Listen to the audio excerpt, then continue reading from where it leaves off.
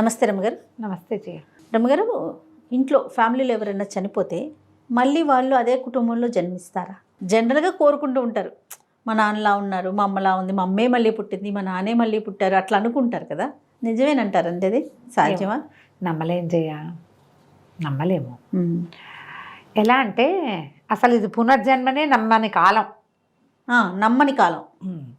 మనం ముందు ఎక్కడో పుట్టామని, ఇప్పుడు ఇక్కడ ఉన్నామని, ఇంకెక్కడో పుడతామని, ఇవన్నీ కర్మ సిద్ధాంతాలు భారతీయుల నరనరాల్లో జీర్ణించుకుపోయి ఉన్నాయి.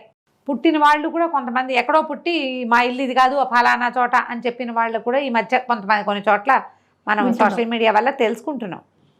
కానీ మరణించిన వాళ్ళు అదే కుటుంబంలో పుట్టటము అనేది వెంటనే జరగకపోవచ్చు. వీళ్ళు అంత రుణపడి ఉంటే ఆ కుటుంబానికి ఎన్ని తరాల తర్వాతో జరగచ్చు, కానీ రెగ్యులర్గా జరగదు. తరచుగా ఇవాళ నిన్న నాన్న చనిపోయి మన ఇంట్లో పుట్టారు అనుకోవడానికి వీల్లేదు. అంతా మా నాన్న పోలికే. నాన్న పోలికలు జీన్స్ తోటి వస్తాయి. జీన్స్ ఉన్నాయి కదా ఇక్కడ. జీన్స్ వల్ల ఏమిటి? మా నాన్న పోలిక ఎప్పుడు నేను ఎప్పుడు చెప్తానో మా నాన్నగారి పోలిక కార్తీక్ అని. మా నాన్నగారు చనిపోయినాటికి నాకు 13వ సంవత్సరం చేయ 12 ఏళ్ళు నిండినాయి.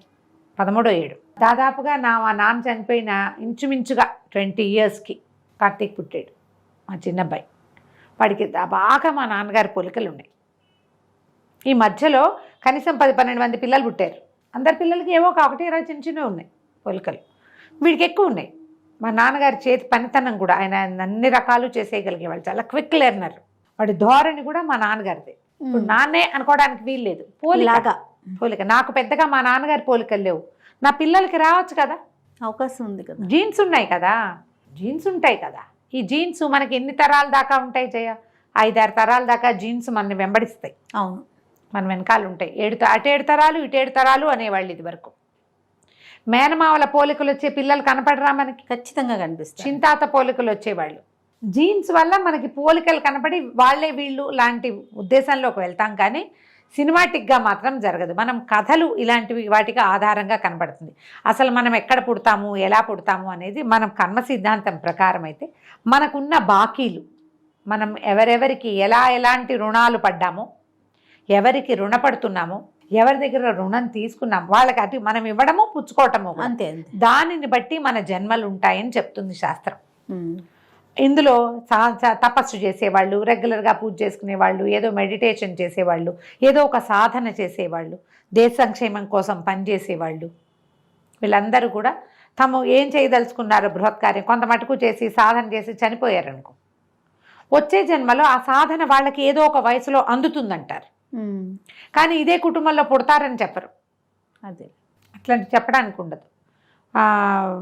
ఎక్కడో పుట్టిన వాళ్ళు ఎక్కడికో వెళ్తారు. ఈ దేశంలో పుట్టిన వాళ్ళు పరాయి దేశానికి సంపద పెరగడానికి కారణం అవుతారు. వాళ్ళు అక్కడ రుణపడి ఉన్నారు.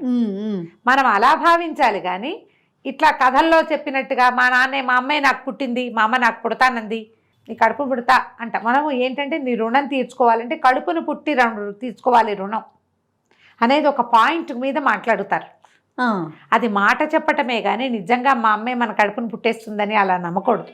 అమ్మ మీద మనకున్న తీవ్రమైన ప్రేమాతిశయం వల్ల అమ్మ చనిపోయింది, నాకు కుమార్తెగానో వాళ్ళ అమ్మ చచ్చి నీ కడుపును పుడతా ఆ పని చేయమ్మా అంటారు. మా అమ్మ అంది కాబట్టి అయిపోతుంది అనుకోకండి, అలా జరగదు. మానవుల వాంటింగ్స్, మానవుల ఆలోచనలు ఈ జన్మకు సంబంధించినవి ఇక్కడే ఉంటాయి. దీన్ని నడిపే మాస్టర్ ప్లాన్ వేరే ఉంటుంది ఎప్పుడూ కూడా. ఒకవేళ మాస్టర్ ప్లాన్ ప్రకారము వీళ్ళు ఇక్కడే పుట్టాలని, ఇదే వంశంలో పుట్టాలి, ఇదే డైనాసిటీలో, ఇదే కుటుంబంలో పుట్టాలి, ఇలాంటివి ఏమైనా ఉండుంటే జరుగుతుంది. కానీ మన వాంఛలు, మన అనుమానాలు, మన అభిప్రాయాలు, మన ఉద్దేశాలతోటి జరగదు. ఇక్కడే పుట్టాలని కోరికతోటి నేను మరణించినా కూడా జరగదు. ఆయన అనుకోవాలంటారా?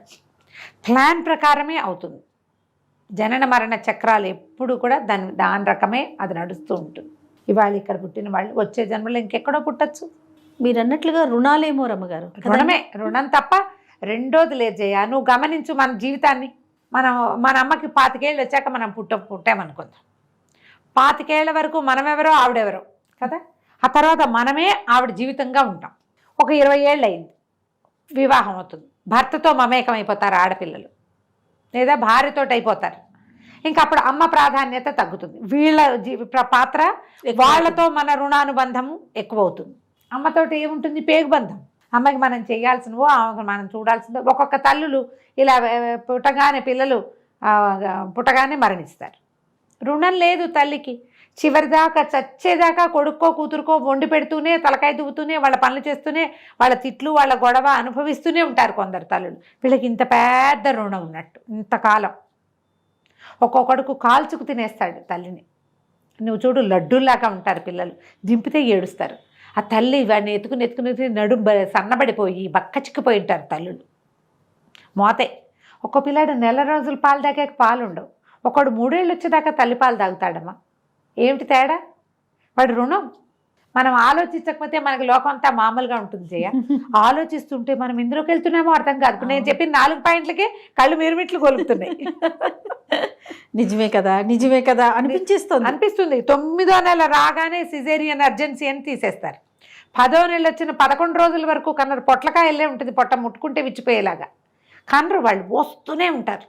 అప్పటికి చాలా ఫుల్ టర్మ్ 10 నెలలు వచ్చాక కలిగేవాళ్ళు కొంతమంది ఉంటారు. ఈ రోజుల మోత కూడా రుణమే జయ. పిల్లని మోయటం ఈజీయా? 9 నెలలు నిండేసరికల్లా కాళ్ళు పక్కకు వచ్చేస్తాయి, పొట్టకి మూము దిగిపోతుంది, నడవలేరు, కూర్చోలేరు, పడుకోలేరు, తినలేరు. అది ఆ తల్లికే తెలుస్తుంది. మోసే వాళ్ళ హింస వాళ్ళకే తెలుస్తుంది. ఈ మోత కూడా రుణమే. భయం వేస్తుంది రమ్మగారు. నిజం. మనం ఆలోచించాం కాబట్టి మనకి ఏం తెలియదు జయ. ఏదో నడిచిపోతుంది. ఎవరో చచ్చిపోతారు, ఎవరో వెళ్ళిపోతారు, ఎవరో ఉంటారు. ఎవరితో ఉంటే వాళ్ళతో ఉంటాం. మనకి వీళ్ళకి రుణం అన్న ఊహ రాదు, తెలియదు మనకి. బాకీలు ఉన్నాయని అనుకోం మనం. అలా అనుకుంటే కొంత సర్దుకుంటామంటారా? మనకు అర్థమైతే కొంత సర్దుకుంటా జయ. ఇప్పుడు మన మామూలు సింపుల్ లెక్క తీసుకో. 6 ఏళ్ల క్రితం నేనెవరో నువ్వెవరో, అవునా? అంతే కదా. ఇప్పుడు మన మధ్య ఒక వ్యాపార బంధం ఉంది, అంతే ఉందా? ఇంకేమైనా ఉందా చెప్పు? అంతకు మించి ఉందనుకుంటాను రమ్మగారు. నేను ఈ అంతకు మించింది ఎక్కడి నుంచి వచ్చింది? అది బాధలే. అంతేనే రమ్మగారు. 100%. ఏ జన్మలోనో రుణానుబంధం ఇది అయ్యుండొచ్చు. ఏ జన్మలోనో మనం ఒకే గర్భవాసాన్ని పుట్టుండొచ్చు, ఒక ఇంట్లో పెరుగుండొచ్చు, ఒక చెట్టు మీద 2 చిలకలం అయి ఉండొచ్చు. మనం చిలకలమో పిచ్చుకలమో ఏదైనా కావచ్చు.